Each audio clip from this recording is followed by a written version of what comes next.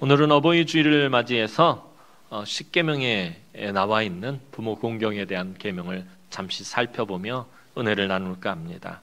십계명, 여러분들이 잘 아시는 것처럼 1계명에서 4계명까지는 하나님과 관련된 계명입니다.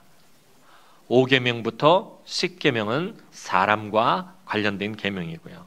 자, 그런데 5계명, 4계명과 5계명, 4계명까지는 하나님과 관련된 계명이고요. 5계명부터는 사람에 관련된 계명인데, 이 5계명은 하나님에 관한 계명이 사람에 관한 계명으로 넘어가는 전환점과 같은 매우 중요한 계명입니다.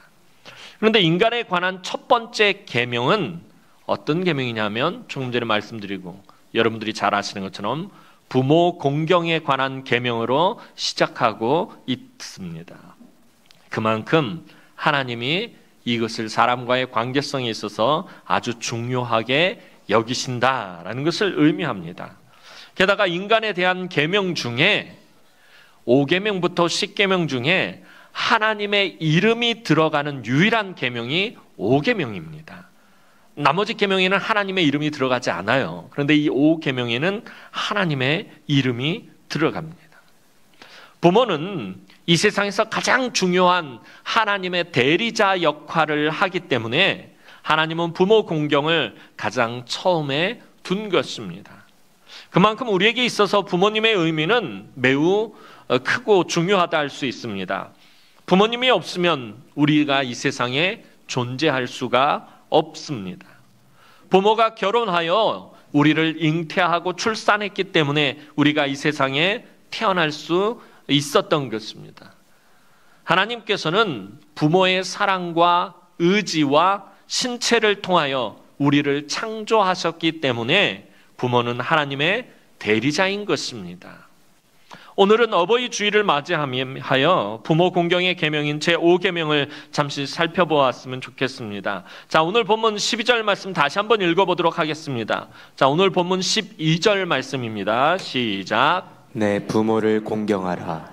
그리하면 내 하나님 여호와가 내게 준 땅에서 내 생명이 길리라. 아멘. 자, 10계명에 대한 기록이요, 출애굽기 20장에 있을 뿐만 아니라 신명기 5장에도 10계명을 또 동일하게 기록하고 있습니다. 자, 같은 내용을 기록하고 있는 신명기에는 약간 다르게 표현하고 있습니다. 신명기 5장 16절 말씀 한번 읽어보도록 하겠습니다. 신명기 5장 16절 말씀입니다. 시작. 너는 내 하나님 여호와께서 명령한 대로 내 부모를 공경하라. 그리하면 내 하나님 여호와가 내게 준 땅에서 내가 생명이 길고 복을 누리리라. 아멘. 신명기 5장에서는 모세가 출애굽기 20장에 기록했던 이 부모 공경의 이 계명을 조금 더 풀어서 기록하고 있습니다. 너는 내 하나님 여호와께서 명령한 대로라는 말을 또 추가하고요. 또 내가 준 땅에서 내가 생명이 길고 복을 누리리라라고 말하고 있습니다. 이처럼 10계명 중에 구체적인 축복이 특별히 명시된 계명은 5계명인 부모 공경의 계명밖에 없습니다. 1계명부터 10계명 그 모든 기록된 계명 중에 그 계명을 지켰을 때 하나님이 이런 복을 주시겠다라고 구체적인 축복이 명시된 계명은 5계명이 유일하다라는 것입니다. 이 같은 사실은 부모 공경이 인간의 관계에서 얼마나 중요한 비중을 차지하는가를 보여주며, 또한 하나님께서 이것을 얼마나 중요하게 여기시는지 나타내는 것입니다. 하나님이 축복을 약속하실 만큼 강조하고 있다라는 것입니다.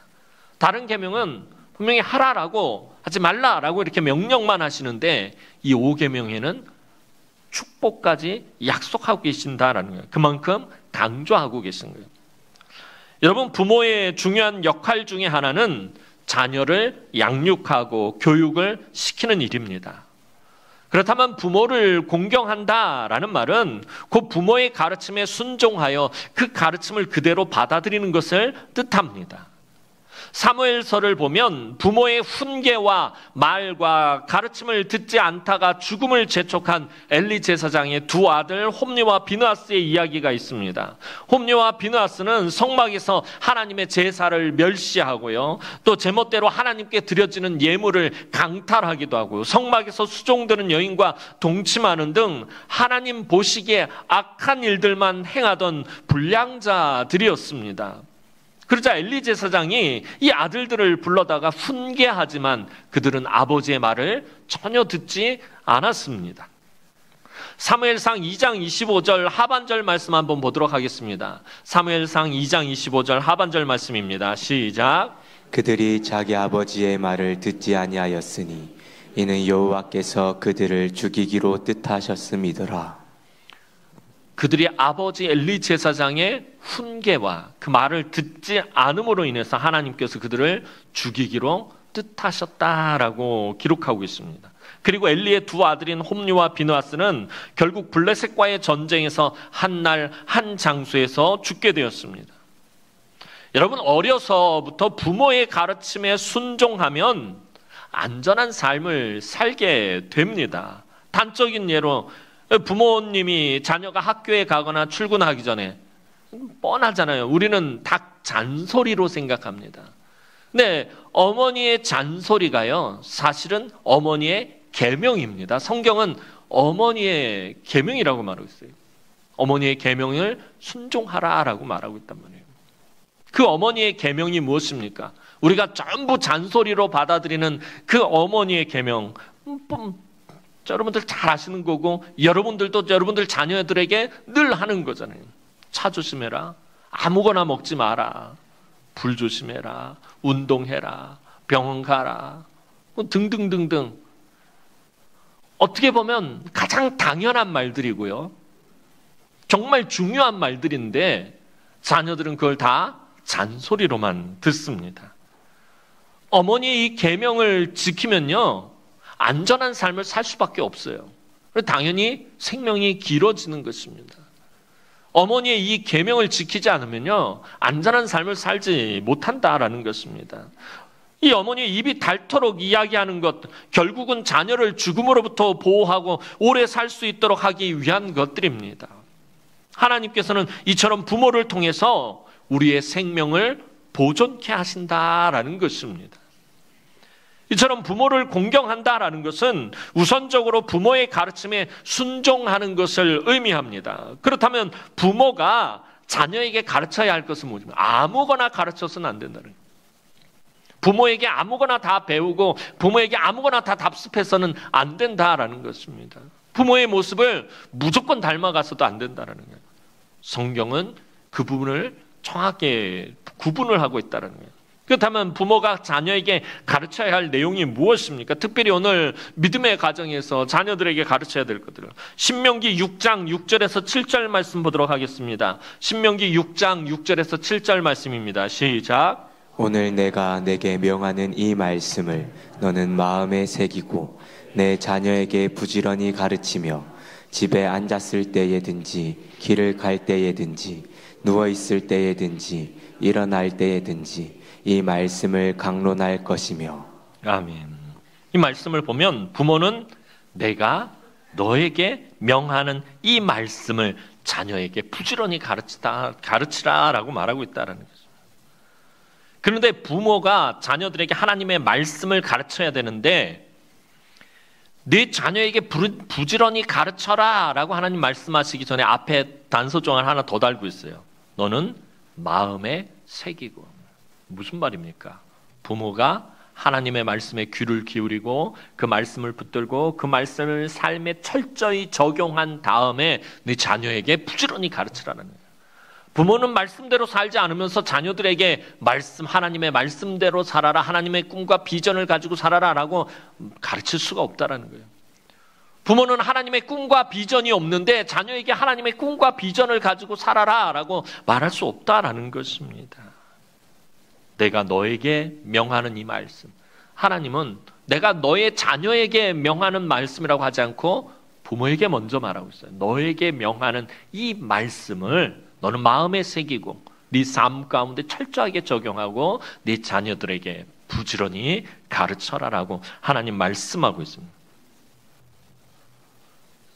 하나님의 말씀. 자, 하나님의 말씀은 지혜의 말씀입니다. 부모는 자녀에게 지식을 가르치는 자가 아닙니다. 물론 부모님들 중에는 많이 배워서 학식이 많은 사람들은 자녀에게 지식을 가르치기도 하겠죠, 때때로. 그러나 부모는 원래 지식을 가르치는 자가 아니라 지혜를 가르치는 지혜의 교육자가 되어야 한다라는 것입니다. 이것은 부모가 많이 배우고 학식이 있느냐 없느냐와는 상관이 없다라는 것입니다. 부모가 많이 배워야만 자녀들에게 하나님의 말씀을 가르칠 수 있는 건 아니에요. 하나님께서는 부모에게 자식들에게 지식을 가르치라고 하지 않고 하나님의 지혜의 말씀을 가르치라고 명령하셨기 때문입니다. 예전에 유튜브에서 미국 아이비리그의 어떤 유명한 대학의 교수님이 이 졸업식 때 졸업 연설을 하는 짧은 그 동영상을 본 적이 있어요. 흑인 교수였는데 그 교수가 한참 연설을 하다 그런 이야기를 해요. 자기 아버지에 대한 이야기를 합니다. 우리 아버지는 중학교도 나오지 못한 노동자입니다. 그런데 나는 우리 아버지를 존경하고 우리 아버지에게서 참 많은 것을 배웠는데 우리 아버지에게 삶을 살아가는 지혜를 배웠습니다. 라고 고백하는 걸 봤어요. 미국의 명문 대학교 교수가 그런 거예요. 아버지는 중학교도 나오지 않은 노동자였지만 그 아들에게 삶을 바르게 살아가는 지혜를 가르쳤다라는 거예요. 자기는 그 아버지가 가르쳐준 그 지혜에서 한 번도 벗어나 본 적이 없다라고 말합니다. 그 아버지의 지혜가 지금 자기를 이렇게 만들었다라고 고백하는 걸 봅니다. 그렇다면 부모가 좋은 대학을 나오고 학문이 깊고 지식이 많아야 그 자녀를 잘 양육하는 것은 아니다라는 거예요. 하나님이 오늘 저와 여러분들에게 원하는 것은 자녀들에게 지혜의 말씀을 심어주고 가르쳐주기를 원하신다라는 것입니다. 하나님이 명령하신 것은 하나님의 지혜의 말씀이다라는 것입니다. 부모가 자녀에게 지혜, 곧 하나님과 사람 앞에서 바르게 살아가는 법을 잘 가르쳐주면 그것으로 충분하다라는 것입니다. 자녀들이요, 부모를 공경하고 부모의 말에 순종하게 하려면요, 부모가 먼저 본을 보여야 된다는 거예요. 바르게 살아가는 모습을 보여야 되고요. 말씀을 붙잡고 그 말씀대로 살아가는 모범을 보여야 된다라는 것입니다. 지식을 잘 가르쳐주지 못하는 것은 부모의 잘못이 아닙니다. 부모가 특별히 좋은 학교를 나오지 못했다든지 또 많은 것을 배우지 못했다고 합니다. 그래서 지식을 잘 가르쳐주지 못한 것 부모의 잘못이 아닙니다. 그러나 하나님과 사람들 앞에서 바르게 사는 법을 가르쳐주지 못한다면 그 부모는 제 아무리 많은 것을 그 자녀에게 준다 하더라도 실패한 부모가 되는 것입니다. 또한 자녀들은 이와 같은 부모님이 주는 지혜의 가르침을 주의 깊게 들어야 합니다. 이 공경하라라는 말은 상대방의 말을 중요하게 여기고 그 말을 귀 기울여 들어라라는 뜻입니다. 자녀는 부모가 주는 지혜의 가르침을 아주 귀하게 여겨야 합니다. 부모의 말에 귀를 기울여야 합니다. 구약시대 때에 부모의 가르침이 얼마나 비중 있게 취급되었느냐 하면 부모의 가르침을 업신여기면서 부모에 대항하는 자녀는 사형 선고를 받아야 했을 정도입니다. 율법은 그렇게 정해놓고 있어요. 출애굽기 21장 17절 말씀 한번 보도록 하겠습니다. 출애굽기 21장 17절 말씀입니다. 시작. 자기의 아버지나 어머니를 저주하는 자는 반드시 죽일지니라. 이 말씀은 부모가 가르쳐주는 하나님의 말씀을 어기고 대항하는 행위가 얼마나 무거운 죄인가를 가르쳐주는 말씀입니다. 그뿐만 아니라 자기의 부모가 많이 배우지 못했다고, 가난하다고, 능력이 없다고 무시하는 것을 하나님께서 얼마나 악하게 여기시는지 알려주시는 것입니다. 여러분, 세상에 나가서 보면 그런 사람들이 있어요. 내가 좋은 부모를 만났더라면 내가 이렇게 범죄자가 되지 않았을 거다. 우리 부모가 나를 잘 가르쳤더라면 내가 이렇게 귓길로 나가지 않았을 것이다 라고 말하는 사람들이 있어요. 참 어리석은 말인 거예요. 부모에게 자기 인생을 잘못된 것을 탓하는 거예요. 부모 탓으로 돌리고 있는 거예요. 성경은요, 부모가 많이 배우지 못했다고, 가난하다고, 능력이 없다고 무시하지 못하도록 분명히 하나님이 말씀하고 있다는 거예요. 물론 어릴 때 아버지가 도박만 하고 그래서 집안 돈을 다 날려먹고 술 먹으면 자식들과 아내를 두들겨 패기만 해서 아버지에 대한 상처가 깊은 사람은 아버지를 공경하기가 쉬운 일이 아닙니다. 그렇지 않겠어요? 어려서부터 아버지가 하는 모습을 보니까 나는 아버지처럼 살지 말아야겠다라는 생각이 들 정도로 아버지 맨날 술만 처먹고 나가서 노름하고 자녀들 두들겨 패고 이런 모습을 보면서 그 아버지를 공경하라라는 하나님의 말씀이 마음에 와닿겠어요? 절대 나오면 와닿지는 않을 거예요. 상처뿐인, 아버지에 대한 기억이 상처뿐일 때는요, 그 아버지를 공경하기란 쉬운 일이 아닙니다. 그럼에도 불구하고 우리가 기억해야 할 것은 우리가 부모를 공경해야 하는 이유는 그들의, 부모님들의 인격 때문이 아니라 하나님께서 주신 부모라는 자리 때문이다라는 거예요. 부모의 인격을 공경하라는 게 아니에요. 다시 말해서 부모는 하나님을 대신해서 나에게 생명을 주신 하나님의 대리자이기 때문에 바로 그 부분을 존중해야 한다는 것입니다. 그 부분까지 무시해서는 안 되는 거예요. 성경에서 경외하다라는 말은 원래는 하나님에게만 쓸 수 있는 말입니다. 그런데 하나님 외에 예외적으로 사용할 때가 있습니다. 레위기 19장 3절 말씀 보도록 하겠습니다.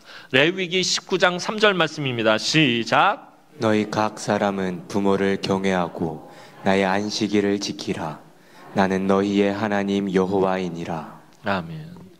경배하다, 경외하다라는 말은 하나님께만 쓸 수 있는 말이에요. 그런데 레위기에서 부모를 경외하라라고 말하고 있다는 거예요. 자녀들은 반드시 부모를 경외할 것을 하나님은 레위기에서 말씀하고 있습니다. 부모에게도 하나님에게만 사용할 수 있는 경외하다라는 말을 쓴 것은 하나님께서 부모를 하나님의 대리자로 세우셨기 때문이에요. 그런데 성경에는 부모님을 사랑하라라는 명령이 명시적으로 나타나지는 않습니다.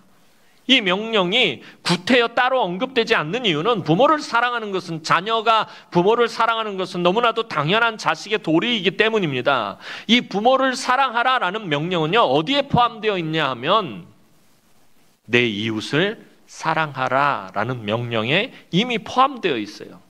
왜 그럴까요? 부모는 우리의 가장 가까운 이웃이기 때문입니다. 그런데 이상하게도 부모가 자식을 사랑하는 것은 자연스럽게 나타나는 현상인 반면에 자식이 부모를 사랑하는 것은 그렇게 자연스럽게 이루어지지 않을 때가 많습니다. 부모가 자식을 사랑하는 마음은 어떤 경우에도 중단되는 일이 거의 없습니다. 그래서 이 부모님들의 사랑을 내리사랑이라고 말하잖아요. 그러나 자식의 경우에는 부모를 향한 사랑에 참 변덕이 많고 그렇게 신실하지 못한 경우가 많습니다. 이런 점에서도 부모와 자식과의 관계는 하나님과 성도들과의 관계와 비슷하다라고 할 수 있겠습니다. 물론 요즘 말세 때를 살아가고 혼탁하고 참 어두운 시대를 살아가다 보니까 부모가 자식을 막 버리기도 하고 자식이 부모를 두들겨 패고 심지어는 존속 살해라는 무시무시한 죄를 범하기도 합니다. 그러나 원래대로라면 부모가 자식을 향한 사랑은 변함이 없는 것이 맞아요. 그런데 자녀들은 사실은 부모에게 받은 사랑만큼 부모에게 갚지는 못해요. 부모에게 받은 사랑을 다시 자기 자녀에게 흘려보낼 뿐입니다. 그래서 내리사랑이라고 하는 거잖아요. 하나님이 성도들을 사랑하는 마음도 이와 같다라는 것입니다. 하나님이 성도들을 자녀들처럼 여기면서 그 베푸는 사랑과 은혜는 변함이 없어요. 어김이 없어요. 흔들림이 없어요. 절대로 자녀된 저와 여러분들을 포기하시는 법이 없어요. 그러나 우리는 하나님을 향해 갖는 사랑이 불완전하고 변덕스럽다라는 것입니다. 오늘날 같은 핵가족 시대에 부부가 맞벌이해야만 먹고 살 수 있는 가난한 서민들의 경우에 부모가 아파서 먼저 누워있기라도 하면 그 고충은 말로 다 표현할 수 없을 것입니다. 그래서 옛말에 그러잖아요. 3년 부모 병수발에 효자 없다라는 말이죠. 아무리 효자라도 부모 오래도록 병수발 들면 그 마음이 이전 같지 않게 된다라는 것입니다. 편하게 된다라는 거예요. 그러나 이런 어려운 상황 속에서도 우리 성도들은 하나님이 살아계신다라는 사실을 굳게 믿고 또 하나님이 기뻐하신다라는 사실을 믿음으로 받아들이면서 연로하고 힘이 없어진 부모님을 최선을 다해서 보호하고 사랑하고 돕는 일에 힘써야 합니다. 잠언 23장 22절 말씀 보도록 하겠습니다. 잠언 23장 22절 말씀입니다. 시작. 너를 낳은 아비에게 청종하고 내 늙은 어미를 경히 여기지 말지니라. 하나님께서 부모를 공경하라라고 하신 것은 곧 하나님을 공경하는 일이 되기도 하기 때문입니다. 여러분, 내가 존재하는 원인은 부모님에게 있습니다. 아까 말씀드렸던 것처럼 하나님께서 부모님의 사랑과 의지와 그 신체를 통해서 저와 여러분들을 창조하셨습니다. 그냥 어느 날 갑자기 뚝 떨어진 게 아니다라는 게 저와 여러분들이 그냥 알 까고 나온 것도 아니고 하늘에서 뚝 떨어진 것도 아니고 부모님의 사랑과 의지와 신체를 통해서 하나님은 저와 여러분들을 만들어내십니다. 지으시고 창조하셨다는 거예요. 그래서 내가 존재하는 원인은 부모님에게 있으며 부모님의 존재 원인은 계속해서 그 위에 부모님에게 있고요. 결국에는 하나님에게 그 기원이 제일 원리가 있다라는 것입니다. 따라서 내가 존재하는 가장 근본적인 원인은 하나님입니다. 그리고 내가 부모님을 존중하고 공경하는 것은 바로 하나님을 존중하고 공경하는 길이 되는 것입니다. 그래서 하나님께서는 굳이 내 부모를 공경하라라고 명시하고 있는 거예요. 이처럼 믿음의 자녀들은 부모의 가르침에 순종하고 그 가르침을 귀중히 여기고 부모를 끝까지 공경하고 사랑해야 할 의무가 있습니다. 그런데 여기에는 테두리가 있습니다. 그 한계를 그어주는 것이 에베소서 6장 1절에서 2절 말씀에 잘 나타납니다. 에베소서 6장 1절에서 2절 말씀 보도록 하겠습니다. 시작. 자녀들아, 주 안에서 너희 부모에게 순종하라. 이것이 옳으니라. 내 아버지와 어머니를 공경하라. 이것은 약속이 있는 첫 계명이니. 자, 사도 바울이 이 출애굽기와 신명기에 기록된 이 부모 공경의 계명을 인용해서 말하고 있어요. 자녀들아, 주 안에서 너희 부모에게 순종하라. 이것이 옳으니라. 네 아버지와 어머니를 공경하라. 이것은 약속 있는 첫 계명이니. 자, 그런데 요 사도 바울이 말한 에베소서 6장 1절에서 2절 말씀을 제대로 이해하려면요, 이 자녀들아라는 말부터 다시 한번 확인해 봐야 돼요. 여러분, 우리가 자녀들아 하면은 제일 먼저 생각나는 게 뭐죠? 보통 자녀들 그러면 어린 자녀들을 생각을 합니다. 그죠? 어린 자녀들에게 부모의 말씀을 잘 들어야지라고 생각을 하잖아요. 그런데 사도 바울이 말한 이 자녀들아의 자녀들은요, 성인이 된 자녀들까지 포함하는 말인 거예요. 성인이 된 자녀들. 언젠가 TV에서 그 다큐멘터리를 봤는데 100세가 넘은 어머니가 70세 넘은 아들에게 여전히 7살 때처럼 대하는 거예요. 왜 그런 거예요? 아무리 아들이 70이 되고 80이 돼도 어머니 눈에는 어린 아이인 거예요. 자녀들아, 여기서 자녀들 할 때 자녀들은요, 성인이 된 자녀들. 나이가 70이 되고 80이 돼도 부모님이 살아계시면 자녀들인 거예요. 그 포함이 되어지는 것이에요. 자, 그리고 한계가 주어지죠. 바로 주 안에서라는 말입니다. 우리는 주 안에서 부모님에게 순종해야 합니다. 주 안에서 순종하라라는 말은 주님의 뜻과 진리가 허용하는 범위 안에서 순종하라라는 말씀입니다.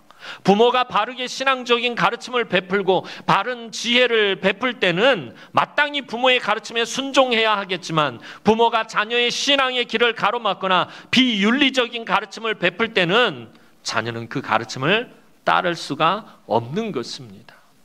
부모가 강도질하는 것과 사람 죽이는 것을 가르친다고 그것을 따라서 배워서는 안 되고요. 부모님이 하나님을 욕한다고 그것을 따를 수 없는 것입니다. 그러나 자녀들은 신앙과 믿음을 지키기 위해 부모님의 잘못된 가르침을 따르지 못하는 경우라 할지라도 끝까지 부모에 대한 배려와 예의를 갖추고 부모를 사랑하는 마음과 태도를 잃어서는 안 된다라는 것입니다.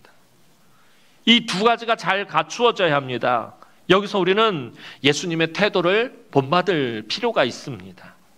절기가 되어서 이 누가복음을 보면 누가복음에는 예수님의 어린 시절에 대해서 기록해 놓고 있어요. 어린 예수님을 데리고 예루살렘에 올라간 마리아와 요셉이 그만 예수님을 덜컥 잃어버리고 맙니다. 절기가 돼서 올라가니까 예루살렘에 절기가 되면요, 보통 한 50만 명 이상의 사람들이 몰린다고 그래요. 그 작은 도성에 50만 명이 몰리니까 어린 예수님을 그만 놓쳐버린 것입니다. 예전에 제가 우리 큰애 요셉이 7살 때인가 6살 때인가 서울에서 서울랜드라는 곳을 이제 데리고 간 적이 있었어요. 그날따라 사람이 얼마나 많았는지, 그래서 다 저기 하고 이제 우리 아버지가 이 요셉이를 손을 잡고 있었어요. 할아버지가 이제 손자 손을 잡고 이러다가 그만 놓쳐버린 거예요. 요셉이가 사라졌어요. 우리 아버지 얼굴이 난 그렇게 하얗게 변한 걸 처음 봤어요. 백인인 줄 알았어요. 얼굴이 하얘는데 나중에 우리 아버지가 그러는데 다른 생각 안 나고 며느리 생각밖에 안 나더래. 우리 집사람 얼굴밖에 안 떠오르더라는 거예요. 막 환장하겠다는 거예요. 그런데 이제 저희 어머니가 이 선교원을 운영을 하셔가지고 애들 습성을 아신 거예요. 애들은 그냥 무조건 앞만 보고 달려라 해요. 좌우로 흩어지지 않는데, 그래서 딱 놓친 곳에서 어머니가 막 달려가서 보니까 한 100m 떨어진 곳에 거기 서서 두리번 뭔 일이 있대요 하고 있다는 거예요. 잡아와가지고선 나한테 뒤지게 맞았죠. 왜 얘기가 이상한 데로 샜다. 조는 분이 계셔서 잠깐 옛날 얘기해봤어요. 자, 마리아와 요셉도, 예수님의 육신의 부모인 마리아와 요셉도 절기 때 예루살렘에 올라갔다 그만 예수님을 놓쳐버리고 만 거예요. 잃어버리고 만 거예요. 한참을 찾아 마리아와 요셉이 얼마나 이리 뛰고 저리 뛰면서 어린 예수님을 찾느라고 얼마나 애썼겠습니까? 난리가 났었겠죠. 그러다 마침 어디서 발견합니까? 성전 안에 있는 예수님을 발견합니다. 그리고 마리아와 요셉이 예수님을 책망합니다. 누가복음 2장 48절 말씀 보도록 하겠습니다. 누가복음 2장 48절 말씀입니다. 시작. 그의 부모가 보고 놀라며 그의 어머니는 이르되 아이야 어찌하여 우리에게 이렇게 하였느냐. 보라 내 아버지와 내가 근심하여 너를 찾았노라.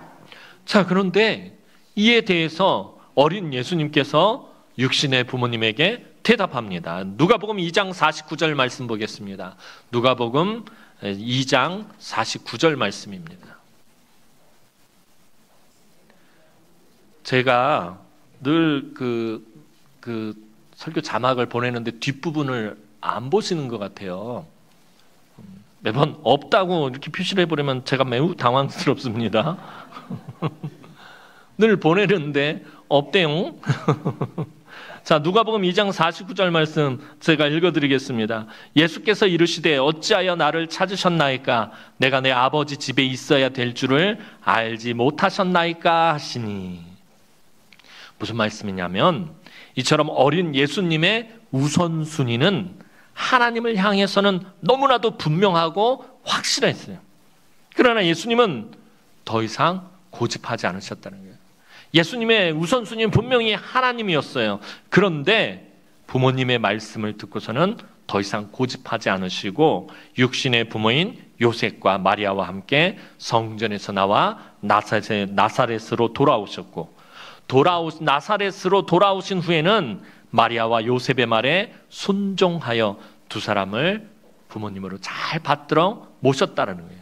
누가복음 2장 51절 말씀 보면 예수께서 함께 내려가사 나사렛에 이르러 순종하여 받드시더니 라고 기록하고 있어요.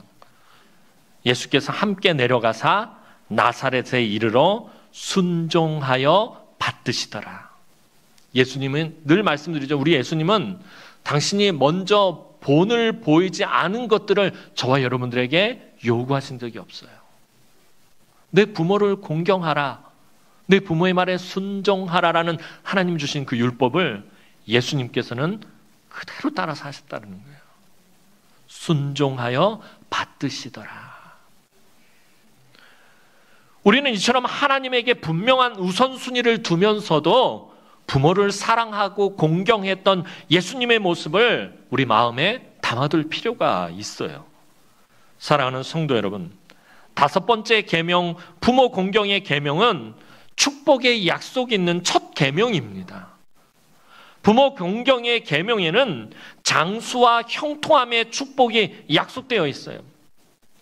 장수는 오래 살리는. 근데 부모를 공경하라 그러면 여호와께서 네게 준 땅에서 네 생명이 길리라, 네가 오래 살 것이다 라고 말해요. 여기서 이 장수의 축복은요, 효도를 하면 오래 산다라는 그런 의미도 있지만 숨겨진 2차적인 의미가 뭐냐 하면 이 개인이 오래 사는 것도 있지만 자손들이 계속해서 복을 받는다라는 거예요. 오래도록 복을 받는다라는 거예요. 자손에 이르기까지 복을 받는다는. 그래서 성경에서 뭐라 그래요?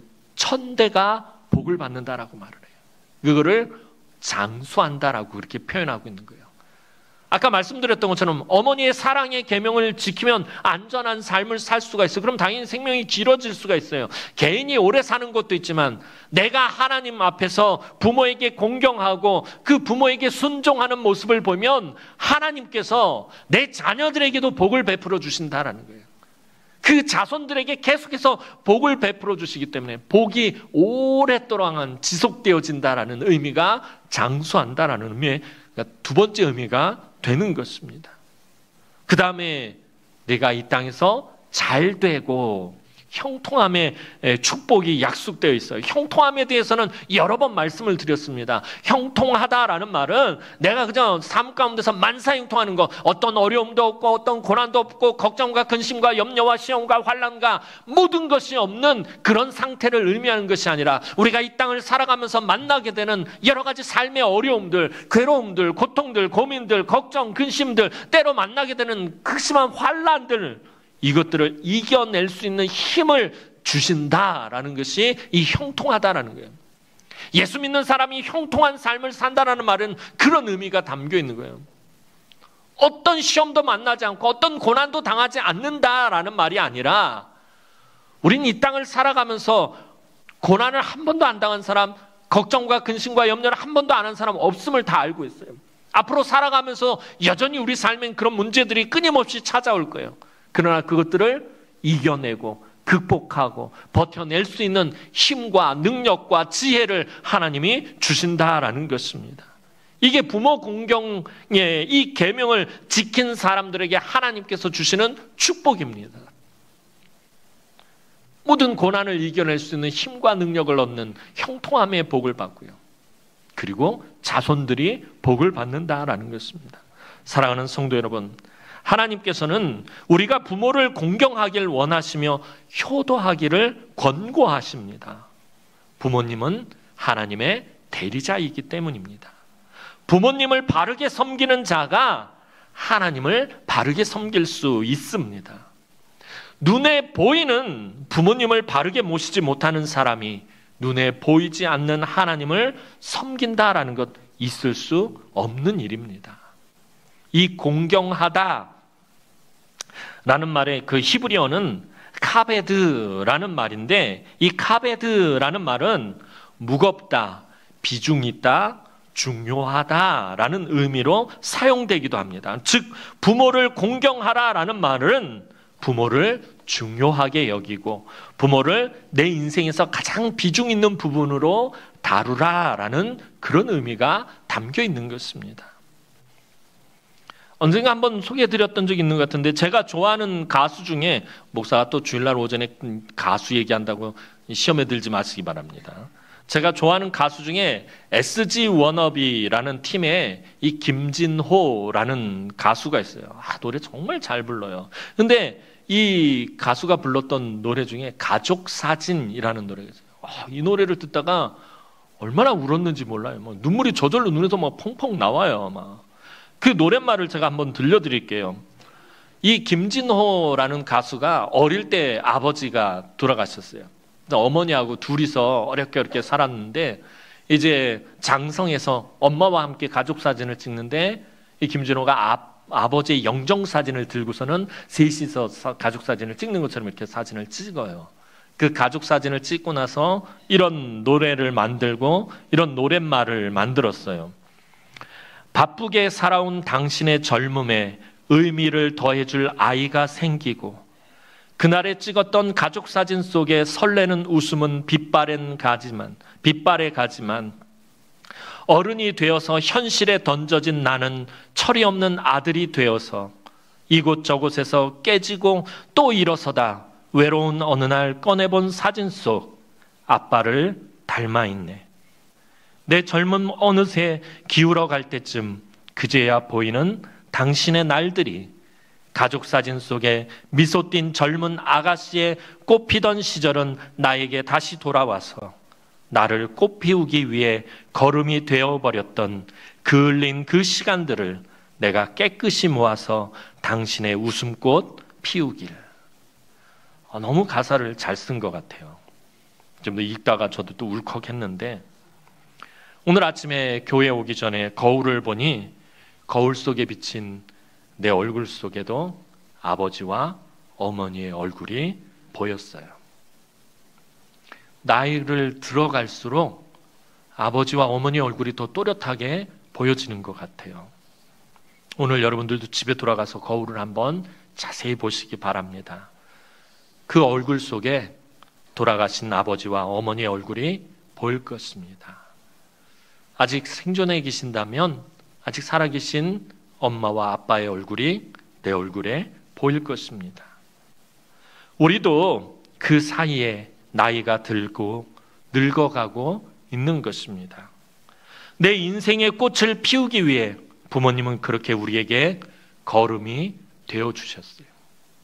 그리고 이젠 나도 내 자녀의 걸음이 되어가고 있고요. 사랑하는 성도 여러분, 부모는 우리를 기다리지 않습니다. 시간이 우리를 기다리지 않기 때문이에요. 허락된 시간이 이제 사실 그리 많지 않습니다. 여러분 오늘 부모님께 전화하시기 바랍니다. 부모님에게 가장 큰 효도는 또한 복음을 전하는 것입니다. 오늘 복음을 전하시기 바랍니다. 받아들이시든지 거절하시든지 복음을 전해야 합니다. 오늘이 지나면 늦을 수 있기 때문에 더 이상 거기에 계시지 않을 수 있기 때문에 나중에 가족 사진 속에 부모님의 얼굴을 만지며 후회하지 마시기 바랍니다.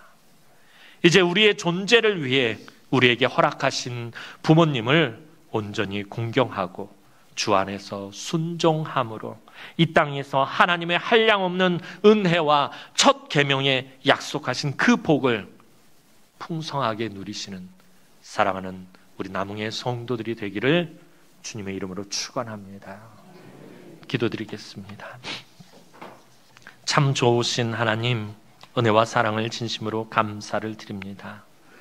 우리에게 하나님의 대리자로 또 귀한 부모님을 허락하여 주시고 우리 부모님의 의지와 또 그 신체를 통해서 우리를 창조하셨음을 하나님 이 시간에 고백합니다. 우리의 부모님이 나를 꽃피우기 위해서 그 인생을 바쳐서 걸음이 되어 주셨듯이 이제 나도 내 자녀의 걸음이 되어가고 있음을 하나님 고백합니다. 또한 우리의 부모님이 하나님 좋지 않은 부모님이었을 수도 있습니다.